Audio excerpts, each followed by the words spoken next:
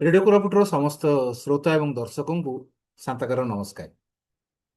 ଆଜି ଖବରକାଗଜର ପୃଷ୍ଠା ଉଲଟାଉ ଉଲଟାଉ ହଠାତ୍ ଅଟକି ଗଲି ଗୋଟେ ପୃଷ୍ଠାରେ। ସମ୍ବାଦ ଖବରକାଗଜ ପଢ଼ୁଥାଏ। ସେଠାରେ କୋରାପୁଟ ଅଞ୍ଚଳର ଆଦିବାସୀମାନେ ବିହନକୁ କିପରି ଭାବରେ ସାଇତି ରଖନ୍ତି ତା ଉପରେ ସୁନ୍ଦର ଆଲେଖ୍ୟ ଗୋଟେ ପ୍ରକାଶ ପାଇଛି। ଆଉ ତାକୁ ଲେଖିଛନ୍ତି ଡକ୍ଟର ଦ୍ୱିତି ଚନ୍ଦ୍ର ସାହୁ, ଆମ ସମସ୍ତଙ୍କର ଅତି ପ୍ରିୟର ରାଷ୍ଟ୍ରପତି ପୁରସ୍କାର ପ୍ରାପ୍ତ ଶିକ୍ଷକ ନମସ୍କାର।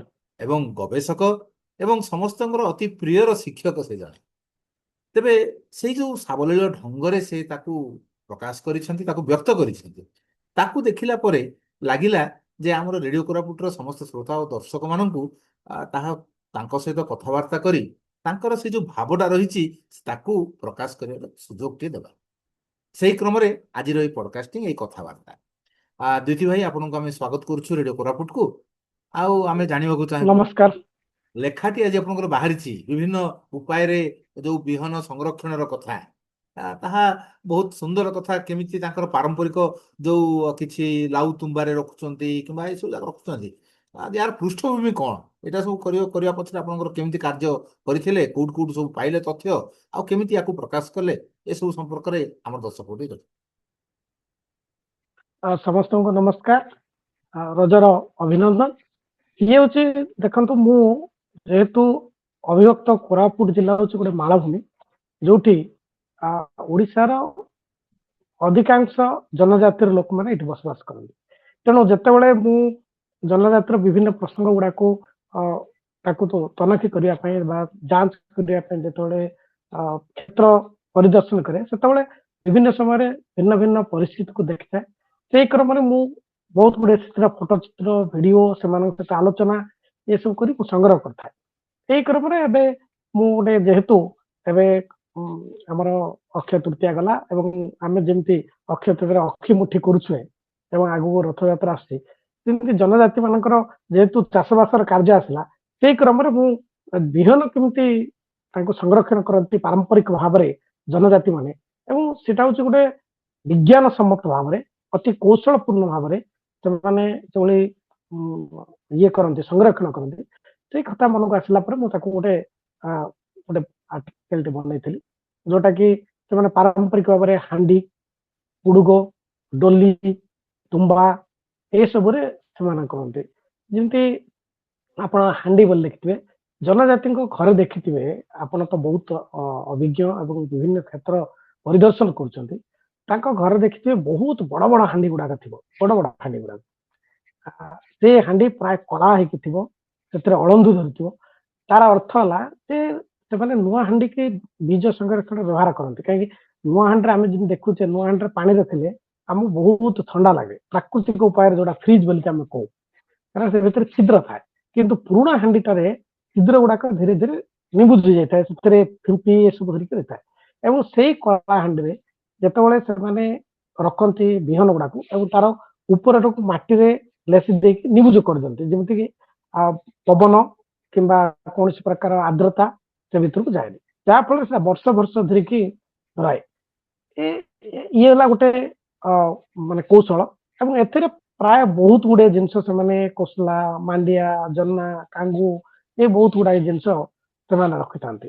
ଆଉ ଆପଣ ବି ଦେଖିଥିବେ ଯେ ଜନଜାତିଙ୍କର ଯୋଉ ରୋଷେଇଶାଳ ଅଛି, ସେ ଚୁଲିର ଉପରେ ଦେଖିଥିବେ ସବୁ ଟାଙ୍ଗିଥିବେ ଆପଣଙ୍କର ବିହନ ଗୁଡାକ। ତାର କାରଣ ହେଲା ଯେ ଯେହେତୁ ସେମାନେ କାଠ ଚୁଲା ଲଗାନ୍ତି, ସେ କାଠ ଚୁଲାର ଯୋଉ ଧୂଆଁ ଥାଏ ଏବଂ ଯୋଉ ଗରମଟା ତା ଉପରକୁ ଯାଏ, ଉପରକୁ ଗଲେ ସେଠି ଆଉ କୌଣସି ଜୀବ ବା କୌଣସି ଆପଣଙ୍କର ଉପଯୋଗ। ଏଇ ଯୋଉ ସିଡ୍ସ, ପୋକ ରୋକ କିଛି ରହେନି, ଏବଂ ସେ ପୁରା ଡ୍ରାଏ ହେଇକି ରହେ। ଏବଂ ଯୋଉ ଆପଣଙ୍କର ଧୂଆଁରେ ଗୋଟେ ପ୍ରକ୍ରିୟାକରଣ ହେଇକି ବିହନଟା ପୁରା ଜୈବିକ ଭାବରେ ଥାଏ। ଆଉ ସେ ବିହନଟା ଯେତେବେଳେ ଆପଣଙ୍କର ଭୂମିରେ ପଡେ, ଗୋଟେ ବି ବିହନ ସେଥିରେ ତାର ନଷ୍ଟ ହୁଏ। ଯଦିଓ ଆମେ ଯୋଉ ବଜାରରେ ପ୍ରକ୍ରିୟାକରଣ ବିହନ ଆଣୁଛୁ, ବେଳେ ବେଳେ ଆପଣମାନଙ୍କ ଭଳି ସାମ୍ବାଦିକ ମାନଙ୍କର କଲମରେ ବା କ୍ୟାମେରାରେ ଆସେ ଯେ ଗଜା ମରୁଡି ହେଇଗଲା, ବିହନରୁ ଗଜା ବାହାରିଲାନି, ଏ କଥା ଆମେ ଦେଖୁଛୁ। କିନ୍ତୁ ଜନଜାତିଙ୍କର ଯୋଉ ପ୍ରକ୍ରିୟାକରଣ ଭାବରେ ଯୋଉ ରଖିଥାନ୍ତି, ତାଙ୍କର କେବେ ବି ଏଇଭଳି ମାନେ ଏଇ ଯୋଉ ଗଜା ନ ବାହାରିବାର ପରିସ୍ଥିତି ସୃଷ୍ଟି ହୁଏନି। ସେମିତି ମାଟି ହାଣ୍ଡି ସହିତ ଆଉ ଗୋଟେ ଆପଣ ଦେଖିଥିବେ ବାଉଁଶ ଡୋଲି ଆଜିକାଲି ଆପଣ ଯୋଉ ସ୍କ୍ରିନ ର ପଛପଟ ରଖିଛନ୍ତି ଗୋଟେ ବାଉଁଶ ଡୋଲି ବାଉଁଶର ଯୋଉ ପାତାକୁ ତାଙ୍କେ ଆପଣଙ୍କର ଗୋଟେ ଟୋକେଇ ସାଧାରଣ ଟୋକେଇ ସେଟା ବଡ ଟୋକେଇ କରିବେ ଏବଂ ତାର ଆକାର ଅନୁସାରେ ଭିନ୍ନ ଭିନ୍ନ ଅଛି ବହୁତ ବେଶୀ ଧାନ ରଖିଯାଉଥିଲେ ବଡ ଟୋକେଇ ଛୋଟ ସେଟା ଡୋଲି ବୋଲି କୁହାଯାଏ ଆମ ଅଞ୍ଚଳରେ ବା ଜନଜାତି ଭାଷାରେ ଡୋଲି କୁହାଯାଏ ସେଥିରେ କଣ କରନ୍ତି ଯେତେବେଳେ ନୂଆ ଡୋଲିଟା ଆସେ ସେ ଭିତରେ ଆପଣଙ୍କର ମାଟି ଗୋବର ଦେଇକି ତାର ଯେତେ ଛିଦ୍ର ଥିବ ସେ ଭିତରେ ଲେସି ଦିଅନ୍ତି ଖରାରେ ଶୁଖେଇ ଦିଅନ୍ତି ଶୁଖିଗଲା ପରେ ତାକୁ ଥରେ ଦିଥର କଲା ପରେ ତା ଚାରିପଟେ ଆମର ପାଳ କିମ୍ବା ନଡା କୁଟା ଦେବେ ତାପରେ ସେ ଭିତରେ ଧାନ ରଖିବେ ପୁଣି ତା ଉପରେ ପାଳ ଦେଇଦେବେ ତା ଉପରେ ଆପଣଙ୍କର ମାଟି ଲେସି ଦେଇକି ରଖିଦେବେ ଇଏ ଆପଣଙ୍କର ବର୍ଷ ବର୍ଷ ଧରି ଯାଇଥାଏ ଏବଂ ଦୀର୍ଘ ଦିନ ପରେ ସେ ବୀଜକୁ ମଧ୍ୟ ବାହାର କରୁଛନ୍ତି ସେମିତି ଆପଣଙ୍କର ହେଲା ପୁଡୁଗ ଗୋଟେ ଅଛି ଯେ ଆଗ କାଳରେ କଣ ଥିଲା ଏଇଟା ଆଉ ଟିକେ ମାନେ ଅଧିକ ପୁରାତନ ପରମ୍ପରା ଯୋଉଥିରେ ପାଳକୁ ସେମାନେ ମୋଟା ଆମର ଯେମିତି ରଥ ଦୌଡି ଟାଣିଲା ଭଳି ଯୋଉ ମୋଟା ଥାଏ ଦୌଡି ପାଳକୁ ସେଭଳି ଭାବରେ ମୋଟା କରିବେ ଏବଂ ତାକୁ ଗୋଟେ ଚକ୍ରି ଆକାରରେ ଏମିତି ଗୋଡେଇ ରାଉଣ୍ଡ କରିବେ ଗୋଟେ ପୁରା ଆପଣଙ୍କର ଗୋଟେ ବୋଇତାଳୁ ଯେମିତି ସାଇଜରେ ଥାଏ ସେ ବୋଇତାଳୁ ଆକାର ଏମିତି ଗୋଡେଇ ହେଲା ପରେ ଅଧାରେ ତାଙ୍କେ ବନ୍ଦ କରିଦେବେ ସେଇ ଭିତରେ ନଡା କୁଟା ଦିଅନ୍ତି ତାପରେ ସେଥିରେ ଶସ୍ୟ ରଖନ୍ତି ଆହୁରି ପୁଣି ସେଟାକୁ ଘେରେଇ ଦେଇକି ପୁରା ତାକୁ ଟାଇଟ୍ କରିଦିଅନ୍ତି ଯଦ୍ୱାରା ସେ ଭିତରେ କୌଣସି ପ୍ରକାରର ଫିମ୍ପି ମାରିବାର ଆର୍ଦ୍ରତା ଯିବାର କୌଣସି ବା ପବନ ପଶିବାର କୌଣସି ସମ୍ଭାବନା ନଥାଏ ଇଏ ଏକ ପ୍ରକାରର ଇଏ ତା ସହିତ ଆପଣ ଦେଖିଥିବେ ସେମାନେ ମକା ଝୁଡୁଙ୍ଗ ଆଉ ଆପଣଙ୍କର ଇଏ ବାଇଲ ମଞ୍ଜି ଶିମ୍ବ ଏ ସବୁ ଗୁଡାକୁ ସେମାନେ ଘରେ ଟଙ୍ଗେଇଥିଲେ ସେଗୁଡାକୁ ସେମାନେ ବାହାରେ ରଖନ୍ତି ସେମିତି ମକାଟାକୁ ତାର ଚୁଟିଟାକୁ ବାନ୍ଧି ଦେଇଥିବେ ଗୋଟେ ପ୍ୟାକେଟ କରି ରଖିଦେଇଥିବେ ଝୁଡୁଙ୍ଗ ଗୋଟେ ପ୍ୟାକେଟ କରି ରଖିଥିବେ ଏହା ଦ୍ୱାରା ସେମାନେ ପୁରା ଶୁଖିବେ ଏବଂ ସବୁଠୁ ବଡ କଥା ହେଲା ଶୁଖେଇବା ପ୍ରଣାଳୀ ବି ସେମାନଙ୍କର ଗୋଟେ ଅଲଗା ଆମେ ଯେମିତି ବାହାରେ ସିଧା ଖରାରେ ସୂର୍ଯ୍ୟଙ୍କର କିରଣରେ ସିଧା ଖରାରେ ଶୁଖଉଛୁ ସେମାନେ ଖରାରେ ଶୁଖେଇବେନି ଛାଇରେ କିନ୍ତୁ ଖରା ବାଜୁଛୁ କିନ୍ତୁ ଛାଇ ଥିବେ ଯାହାଦ୍ୱାରା ମଏଶ୍ଚର ତା ଭିତରେ ଥିବା ସେଗୁଡାକୁ ରଖିଥାନ୍ତୁ ତେଣୁ ଇଏ ହେଲା ଏଗୁଡାକ ପ୍ରକ୍ରିୟା ତା ସହିତ ଆମର ବିଭିନ୍ନ ପ୍ରକାରର ଜୈବିକ ଜିନିଷ ଗୁଡାକ ଯେମିତି ଆପଣଙ୍କର ନିମ୍ବ ପତ୍ର ଆଉ ଆପଣଙ୍କର ହଳଦୀ ଗୁଣ୍ଡ କେତେକ ଅଞ୍ଚଳର ଲଙ୍କା ଏସବୁ ଦେଇକି ଶସ୍ୟକୁ ମଧ୍ୟ ସେମାନେ ରଖନ୍ତି ଆଉ ଗୋଟେ ଏବେ ନିକଟରେ ମୁଁ ଯେତେବେଳେ ଗଲି ଆଉ ଗୋଟେ ଆଶ୍ଚର୍ଯ୍ୟ କଥା ମୁଁ ବି ସେଟା ଜାଣିନଥିଲି ମତେ ହଠାତ୍ ଏସବୁ ପଚାରିଲା ବେଳେ କହିଲେ ନାଇଁ ଆଜ୍ଞା ସେତେବେଳେ ଯେତେବେଳେ ଆମେ 70 ଦଶକର କଥା ଆମେ ଯେତେବେଳେ ଚିନ୍ତା କରିବା ସେତେବେଳେ ଜନଜାତି ମାନଙ୍କର ଖାଦ୍ୟ ଅଭାବ ବେଶୀ ଥିଲା ଯେ ମାନେ ସେମାନଙ୍କର ଯେତେବେଳେ ବର୍ଷା ଋତୁ ଆସି ଯାଉଛି ଏବଂ ଅକ୍ଟୋବର ପର୍ଯ୍ୟନ୍ତ ତାଙ୍କର ଯେତେବେଳେ ସାନ ଧାନ ଉତ୍ପାଦନ ହେବା ପର୍ଯ୍ୟନ୍ତ ତାଙ୍କର ଖାଇବାର ଅଭାବ ଥାଏ ତେଣୁ ସେମାନେ ଖାଇବାକୁ ମେଣ୍ଟେଇବା ପାଇଁ ସେମାନେ କନ୍ଦା ଏ ବିଭିନ୍ନ ପ୍ରକାର ଖାଦ୍ୟ ଖାଆନ୍ତି ଏଇଟା ଆମେ ଜାଣିଛୁ ସେମାନେ ସେତେବେଳେ କଣ କରୁଥିଲେ ଯେହେତୁ ଆମ ଅଞ୍ଚଳରେ ବ୍ୟାପକ ଭାବରେ ପଣସ ମଞ୍ଜି ଅଛି ପଣସ ଗୁଡାକ ହଉଛି ପଣସ ବିକ୍ରି ଯେତିକି ହେବା କଥା ହଉଛି ଆଉ ବହୁତ ପଣସ ଗୁଡାକ ଗଛରେ ପଚିକି ନଷ୍ଟ ହେଇଯାଉଛି ତେଣୁ ସେମାନେ କଣ କରନ୍ତି ପଣସକୁ ଫଟାଇବେ ତାଙ୍କର ମୁଖ୍ୟ ହେଲା ମଞ୍ଜି ପଣସ ମଞ୍ଜିକି ବାହାର କରି ତାର ତନ୍ତୁକୁ ଗାଈ ଗୁଡାକୁ ଦେବେ ସେ ମଞ୍ଜିକୁ ସେମାନେ କୁଣ୍ଡା ଆମର ଯୋଉ ମିଲର ଯୋଉ ଚଷି ମାନେ କୁଟିବେ ଯୋଉ କୁଟିଲା ପରେ ଯୋଉ ଚଷୁ କୁଣ୍ଡା ଥାଏ ସେ କୁଣ୍ଡା ଭିତରେ ଏଇ ପଣସ ମଞ୍ଜିକୁ ରଖୁଥିଲେ ରଖିଦେଇକି କିଛି ଘୋଡେଇ ଦେଇଥିଲେ ସେମାନଙ୍କର କହିବା କଥା ହେଲା ଅକ୍ଟୋବର ପର୍ଯ୍ୟନ୍ତ ସେଥିରୁ ଯୋଉ ମଞ୍ଜି ବାହାର କରିବ ସେ ସମାନ ଭାବରେ ସମାନ ଭିତରେ ଆର୍ଦ୍ରତା ଥିବା ଖାଇବା ଉପଯୋଗୀ ଥାଏ ଇଏ ଗୋଟେ ପ୍ରକାର ସଂରକ୍ଷଣ ସେମାନେ କରୁଥିଲେ ଆଉ ଦ୍ୱିତୀୟ କଥା ଆମେ ମାନେ ତ ଆମେ ଦେଖିଛେ ଯେ ଆମ ଅଞ୍ଚଳରେ ଯୋଉଟା ହରଡ ବୋଲି କହୁଛୁ ଆମର କାନ୍ଦୁଲ ଡାଲି ମଝିଆ କାନ୍ଦୁଲ ହଉ ସାନ କାନ୍ଦୁଲ ହଉ ସେ କାନ୍ଦୁଲକୁ ଦୀର୍ଘ ଦିନ ରହିବା ପାଇଁ ସେ ପାଉଁଶରେ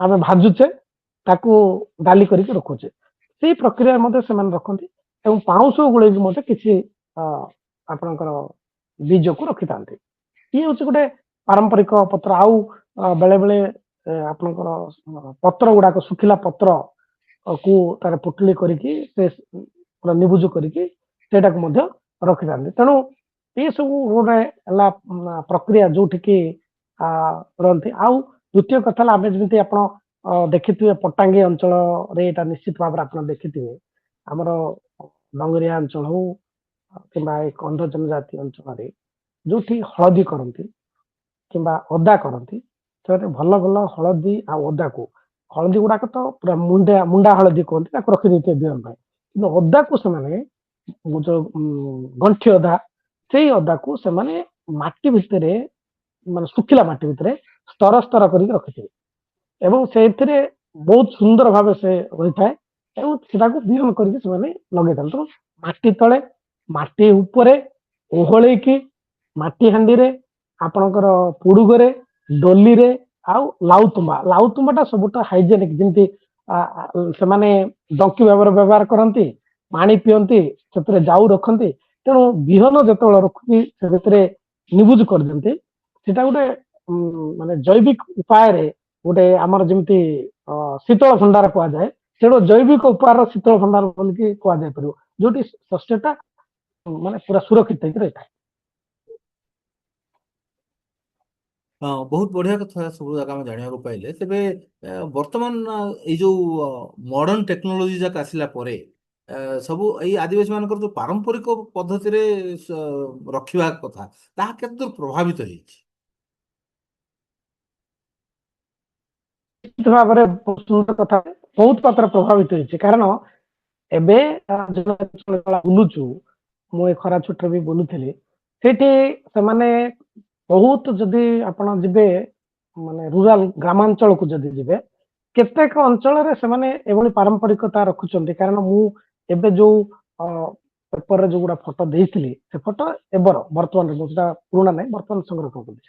ତେଣୁ ବହୁତ ଅଞ୍ଚଳରେ ଅଛି, କିନ୍ତୁ ଆପଣ ଯୋଉ କହିଲେ ଯେ ବହୁତ ମାତ୍ରାରେ ପ୍ରଭାବିତ ହେଇଛି ଏଇଥିପାଇଁ ଯେ ସରକାରୀ ସ୍ତରରେ ସବସିଡି ଆକାରରେ ବିହନ ଗୁଡାକ ମିଳୁଛି ଆଉ ଅଧିକ ଅମଳକ୍ଷମ ମାଣ୍ଡିଆ ଆପଣ ଯେମିତି ଜାଣିଥିବେ ଆମର ପାରମ୍ପରିକ ମାଣ୍ଡିଆ କୋରାପୁଟ ଅଞ୍ଚଳ କି ରାୟଗଡାର ବିହନ ଗୁଡାକ ଧୀରେ ଧୀରେ ଲୋପ ପାଇଯାଉଛି। କାରଣ ଜନଜାତି ଭିତରେ ସଂରକ୍ଷଣର ଯୋଉ ଯୋଉ ଚେତନାଟା ଧୀରେ ଧୀରେ କମିଯିବାରୁ ତାଙ୍କର ଆମର ଜୈବିକ ଉପାୟରେ ଯୋଉ ମାନେ ଦେଶୀ ବିହନ ଗୁଡାକ ସେ ଦେଶୀ ବିହନ ଗୁଡାକ ଅଚିରେ ଲୋପ ହେଇଯାଉଛି, ତାର ଆଉ କିସମ ଦେଖିବାକୁ ମିଳୁନାହିଁ। କେବଳ ଆମେ ସରକାରୀ ସ୍ତରରେ ବା ଆପଣ କୃଷି ବିଜ୍ଞାନୀ ମାନଙ୍କ ଯୋଉ ବିଭିନ୍ନ ପଦ୍ଧତିରେ ସେମାନେ ଇଏ କରୁଛନ୍ତି, ନୂଆ ଉଦ୍ଭାବନ କରୁଛନ୍ତି, ଅଧିକ ଅମଳକ୍ଷମ। ତେଣୁ ଜନଜାତି ମଧ୍ୟରେ ଗୋଟେ ଚେତନା ବି ଅଛି ଯେ ଆମେ କମ ଜମିରେ ଅଧିକ କେମିତି ଉତ୍ପାଦନ କରିବୁ। ସେ କାନ୍ଦୁଲ କୁହନ୍ତୁ, କାନ୍ଦୁଲ ମଧ୍ୟ ଅତ୍ୟାଧୁନିକ ମଞ୍ଜି ପଳେଇ ଆସିଲାଣି, ଭେଣ୍ଡି ଆପଣଙ୍କର ଇଏ କଣ ମାଣ୍ଡିଆ ଧାନ ଏ ସବୁ କ୍ଷେତ୍ରରେ ଆମର ଆସିଲାଣି। ଏଇଟା ମାନେ ନିଶ୍ଚିତ ଭାବରେ ଏଇଟା ଭଲ ଯେ ସେମାନଙ୍କର ସାମାଜିକ ଅର୍ଥନୈତିକ ଅଗ୍ରଗତି ଘଟିବ, କିନ୍ତୁ ତାର ଅଦର ମାନେ ଅଲଗା କଥା ଦେଖିଲେ ଆମର ଦେଶୀ ବିହନ ଉପରେ ଗୋଟେ ବଡ ପ୍ରଶ୍ନ ବାଚୀ ସେମାନେ ଲୋପ ପାଇଯାଉଛନ୍ତି, ତାର ସଂରକ୍ଷଣ ପାଇଁ ଆବଶ୍ୟକତା ଅଛି। ତେବେ ଆପଣ ଜଣେ ହଉଛନ୍ତି ଜଣେ ଶିକ୍ଷକ ଏବଂ ପିଲାମାନଙ୍କର ଯୋଉ ପତ୍ରିକା ବାହାର କରିବା, ପିଲାମାନଙ୍କର ପଡକାଷ୍ଟିଂ ବାହାର କରିବା, ପିଲାମାନଙ୍କର ପାର୍ଟିସିପେସନଟାକୁ ନେଇ ଆପଣ ବହୁତ କାମ କରିଛନ୍ତି। ତେବେ ଆପଣ ଭାବୁଛନ୍ତି କି ଯେ ଏଇ ଯୋଉ ପାରମ୍ପରିକ ଯୋଉ କଳା ରହିଛି, ଗୋଟେ ବିହନଟାକୁ ସଂରକ୍ଷଣ କରିବାର କଳା, ସେଟା ଆମର ପାଠ୍ୟପୁସ୍ତକରେ ସ୍ଥାନ ପାଇବା କଥା ନୁହେଁ? ନିଶ୍ଚିତ ଭାବରେ ବହୁତ ସୁନ୍ଦର, ମାନେ ମତେ ବହୁତ ଖୁସି ଦେଲା ଏ ପ୍ରଶ୍ନ। କାରଣ ଯେ ସବୁବେଳେ କୁହାଯାଉଛି ଯେ ଆମର ଦେଖନ୍ତୁ ଆମର କେନ୍ଦ୍ର ସରକାରଙ୍କର ଗୋଟେ ବି ଅଛି ଲୋକାଲ ଫର ଭୋକାଲ। ତା ସହିତ ନ୍ୟାସନାଲ ଏଜୁକେସନ ପଲିସିରେ କୁହାଯାଉଛି ଯେ ଜନଜାତି ସଂସ୍କୃତି ବା ସ୍ଥାନୀୟ ସଂସ୍କୃତିକୁ ଆଧାରିତ କରିକି ପାଠ୍ୟକ୍ରମକୁ କରାଯିବ ଏବଂ ମାତୃଭାଷା ଉପରେ ଗୁରୁତ୍ୱ ଦିଆଯିବ। ତେଣୁ ଯୋଉ ପ୍ରାକ୍ଟିସ ଗୁଡାକ ଅଛି, ଅଭ୍ୟାସ ଗୁଡାକ ଅଛି, ପାରମ୍ପରିକ ଅଭ୍ୟାସ, ସେଇ ଅଭ୍ୟାସକୁ ନିଶ୍ଚିତ ଭାବରେ ପାଠ୍ୟ ପୁସ୍ତକରେ ସ୍ଥାନ ଦିଆଯିବ ବୋଲି କୁହାଯାଉଛି। କିନ୍ତୁ ବହୁତ କ୍ଷେତ୍ରରେ ଦେଖାଯାଉଛି ଯେବେ ଏବେ ବି ଆମେ ଯଦି ନୂଆ ବହି ଗୁଡାକୁ ଆପଣ ଦେଖିବା, ନୂଆ ବହି ଗୁଡାକରେ ମୋ ଭଳି କିଛି ଶିକ୍ଷକ ସନ୍ତୁଷ୍ଟି ନୁହନ୍ତି ମୁଁ। କାରଣ ନୂଆ ବହିର ପାଠ୍ୟକ୍ରମ ଗୁଡିକରେ ଯୋଉ ସଂଯୋଜିତ କରାଯାଇଛି ଅନେକାଂଶରେ ଗୁରୁତ୍ୱ ଦିଆଯାଇଛି ସ୍ଥାନୀୟ ଇଏକୁ, କିନ୍ତୁ ଯୋଉ ମାତ୍ରା ଦେବା କଥା ଦେଇନାହାନ୍ତି। ତେଣୁ ଏ କ୍ଷେତ୍ରରେ ଗୋଟେ ଶିକ୍ଷକର ଗୋଟେ ବଡ ଭୂମିକା ରହିଛି। କାରଣ ଆମର ସବୁବେଳେ ନ୍ୟାସନାଲ କାରିକୁଲମ ଫ୍ରେମୱାର୍କ କୁହନ୍ତୁ, ଏନସିଏଫ ବା ବହୁତ କଥା କୁହନ୍ତୁ, ଶ୍ରେଣୀ ବାହାରକୁ ଯାଇକି ଶିକ୍ଷାଦାନ ଦେବା ଏବଂ ବାହାର ପରିସ୍ଥିତିକୁ ଶ୍ରେଣୀ ଭିତରକୁ ଆଣିକି ପିଲାଙ୍କ ଭିତରେ ଯୋଡ଼ିବା ସେ କାମ ହେଉଛି ଶିକ୍ଷକଙ୍କର କାମ।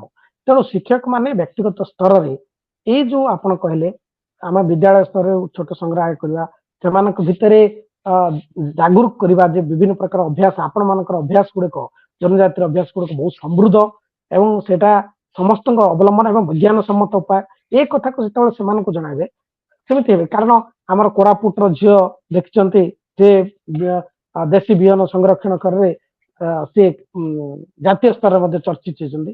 ଆମର ମା ଥିଲେ ଯେ ପଦ୍ମଶ୍ରୀ ପାଇକି ବିଭିନ୍ନ ବିହନକୁ ସଂଗ୍ରହ କରିଛନ୍ତି।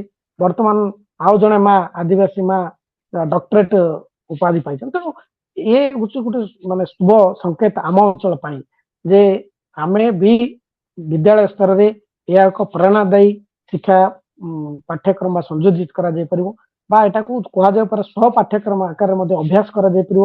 ବିଦ୍ୟାଳୟ ସ୍ତରରେ ଏଇଭଳିଆ ପ୍ରକ୍ରିୟା ଗୁଡାକୁ ଡକୁମେଣ୍ଟେସନ ହେବା ଆବଶ୍ୟକତା ଅଛି ଏବଂ ସଂରକ୍ଷଣ ହେବା ଆବଶ୍ୟକତା ଅଛି। ଧନ୍ୟବାଦ ବିଜୟ ଭାଇ, ଆପଣଙ୍କ ସହିତ କଥାବାର୍ତ୍ତା କରି ଆମେ ଆଶା କରୁଛୁ ଯେ ସରକାର କେବଳ କହିବେ ନାହିଁ, କରି ଦେଖାଇବେ ଯେ ବାସ୍ତବରେ ଆମେ ପାରମ୍ପରିକ ପଦ୍ଧତି, ପାରମ୍ପରିକ ବିହନ ଏବଂ ପାରମ୍ପରିକ ବିହନକୁ ପାରମ୍ପରିକ ଭାବରେ ସଂରକ୍ଷଣ କରିବାର ଯୋଉ ପଦ୍ଧତି ତାକୁ ସଂରକ୍ଷଣ କରିବା ସହ ତାକୁ ପିଲାମାନେ କିପରି ଗର୍ବର ସହିତ ସେମାନେ ତାଙ୍କର ସଂସ୍କୃତିକୁ ଗ୍ରହଣ କରିବେ ସେ ଦିଗରେ ମଧ୍ୟ ପଦକ୍ଷେପ ନେବେ ଏବଂ ନିଶ୍ଚିତ ଭାବରେ ଏଇ ଯୋଉ ପରମ୍ପରା ଚାଲି ଆସିଛି ସେ ପରମ୍ପରା ଆଗକୁ ବି ବଢିବ ଏବଂ ଯୋଉ ପରମ୍ପରାକୁ ନେଇ ସମାଜ ଗର୍ବ କରେ, ଯୋଉ ପରମ୍ପରା ଏକ ଗଠନମୂଳକ ପରମ୍ପରା ସେ ପରମ୍ପରା ଗୁଡ଼ିକୁ ନିଶ୍ଚିତ ଭାବରେ ପ୍ରୋତ୍ସାହନ ମିଳିବ। ଆପଣଙ୍କ ଭଳି ଜଣେ ଗବେଷକ ଏବଂ ଶିକ୍ଷକ ନିଶ୍ଚିତ ଭାବରେ ଏ ଦିଗରେ ଅନେକ କାର୍ଯ୍ୟ କରି ଆସୁଛନ୍ତି। ତେଣୁ ସମସ୍ତ ଶିଶୁଙ୍କ ତରଫରୁ ଏବଂ ସମସ୍ତ କୋରାପୁଟବାସୀଙ୍କ ତରଫରୁ ଆପଣଙ୍କ ପାଖରେ କୃତଜ୍ଞତା ଜଣାଇ ରହୁଛୁ। ତେବେ ପୁଣି ଥରେ ଆଉ ଏକ ଏପିସୋଡରେ ଦେଖା ହେବ ରେଡିଓ କୋରାପୁଟ ସମସ୍ତ ଶ୍ରୋତାଙ୍କ ପାଖରେ।